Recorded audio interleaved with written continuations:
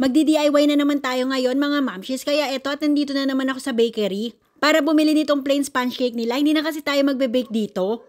Bale, eto nga pala ay nabibili ko ng 280 pesos tapos ganyan na siyang kalaki. At makakagawa na nga to ng 2 layers ng cake.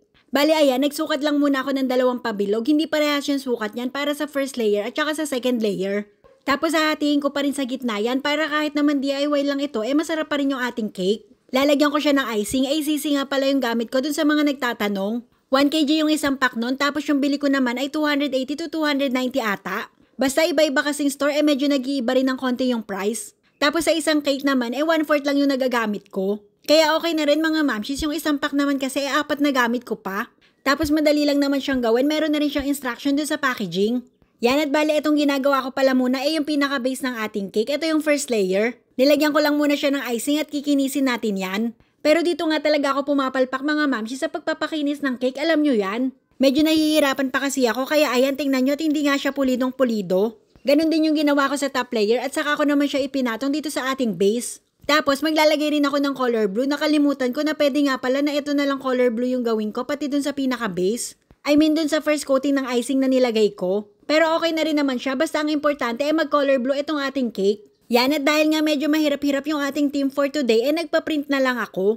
Ang dami kasing details nito mga mamshis at saka parang hindi ko talaga siya kayang gawin kapag ka fondant lang. Gagamit pa rin naman ako ng fondant pero sa mga ibang part na lang. Kagaya nitong treehouse, bali yung lalagyan ko ng fondant dyan ay yung pinakakahoy na lang. Kapag ka kasi talaga hindi ko gamay yung design o yung mga mahihirap na design ang ginagawa ko nagpapaprint na lang ako. Kaya kung gusto nyo rin mag-DIY mga mamshis at nahihirapan rin kayo sa pagde-design ng cake pwedeng magpaprint na lang din kayo. At para naman mas ma-elevate itong ating design, naglagay na lang din ako ng fondant. Dinisign ko na lang din siya ng parang papuno. Medyo kinakabahan nga talaga ako sa design natin for today mga mamshis kasi naman first time ko nga gagawa ng ganito ka-detailed. Tapos hindi pa ako masyadong familiar dun sa theme. Ito nga pala ay request ng isa sa mga mamshis natin at medyo na-challenge nga ako sa theme na pinapagawa niya kaya ito at pinagbigyan natin.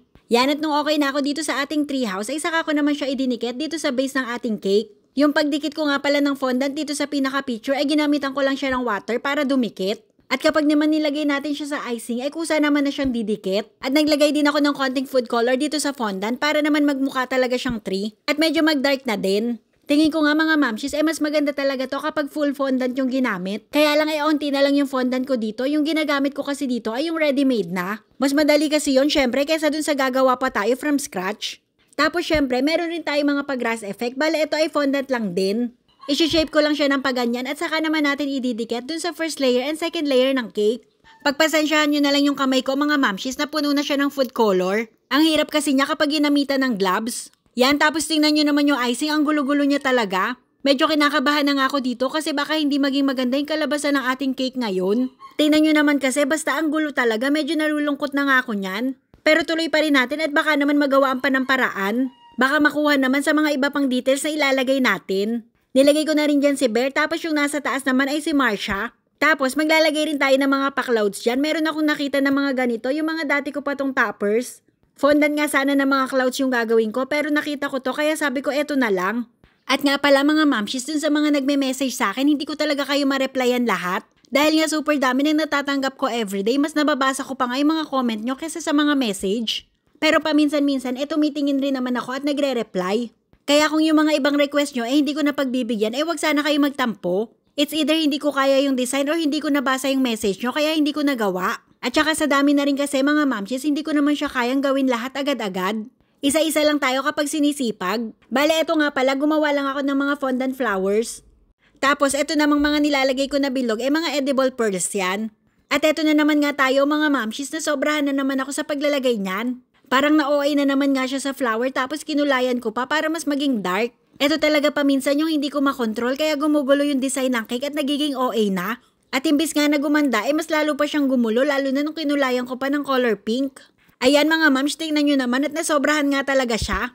Kaya ang ginawa ko binawasan ko na lang siya dito sa bandang unahan at gumawa na lang din ako ng colored sugar. Bale ito ay white sugar lang mga mamshis tapos naglagay lang ako ng few drops ng food color. Yan at kapag pantay na yung kanyang kulay ay pwede na natin siya ipang design.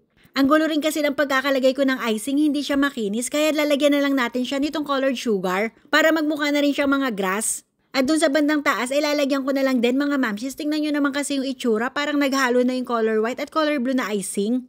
Yung likod nito ay simpleng-simple lang, dito lang talaga maraming detail sa bandang unahan.